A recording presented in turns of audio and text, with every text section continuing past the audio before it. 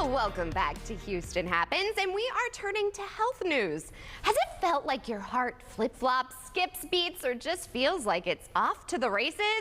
No, you are not lovesick. These are not signs of a broken heart. These are actually a few symptoms of AFib. And here to help us understand and talk more on the topic is Dr. AFib himself. I'm so excited.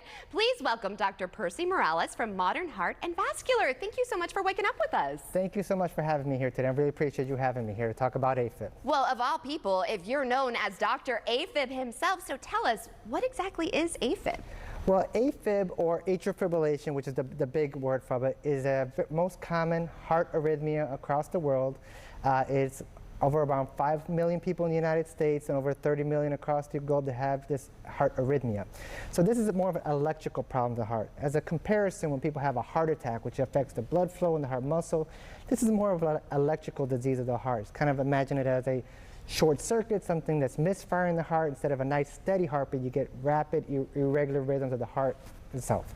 So what are some of the symptoms? Because I know sometimes I get nervous jitters, you know, or nervous tummy, I say, or somebody feels jittery or anxious. So how can you differentiate? So atrial fibrillation, like I said, is an erratic heart rhythm, makes the heart go fast, but there's a variety of symptoms about how people feel it. The most common symptom will be a sudden onset of the heart racing. Instead of a nice steady heartbeat, all of a sudden the heart will go shoot up and go very fast and very erratic. It's not uncommon that people have heart rates of 150 beats per minute when they're having AFib. So that is the most common symptom, but not everybody feels that, okay? Some people don't even feel the heart itself. Some people just feel short of breath. Some people just feel tired excessively or dizzy. And there's a small percentage of people that feel nothing whatsoever. They could not tell that they're having atrial fibrillation or AFib, and they get diagnosed on accident just with a regular checkup with their doctor.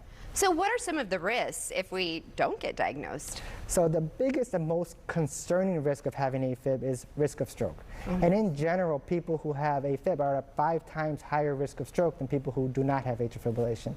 When the heart's going very fast and erratic, it's prone to develop blood clots inside of the heart, which could then go to the brain and increase risk of stroke.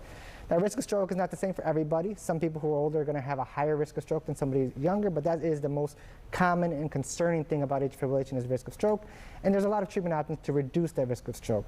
Another big concerning risk would be risk of what's called heart failure. It's a weakening of the heart muscle. When AFib is not well controlled, when the heart's going very fast and erratic for a prolonged period of time, maybe weeks or months, it can cause an objective weakening of the heart muscle as well. So how do you treat this? So there's a variety of treatment options. I always tell my patients medications are always an option, and that's commonly where people start off. There's a variety of treatment options for medications that can control symptoms, they can prevent symptoms, that even reduce the heart rate itself when people are getting episodes of atrial fibrillation. In addition, treatment for stroke risk reduction is an absolutely essential part of management for AFib. There's a variety of treatment options. Most commonly would be blood thinning medications. There's a group of blood thinning medications called anticoagulations that the grand majority of people who have AFib will be put on.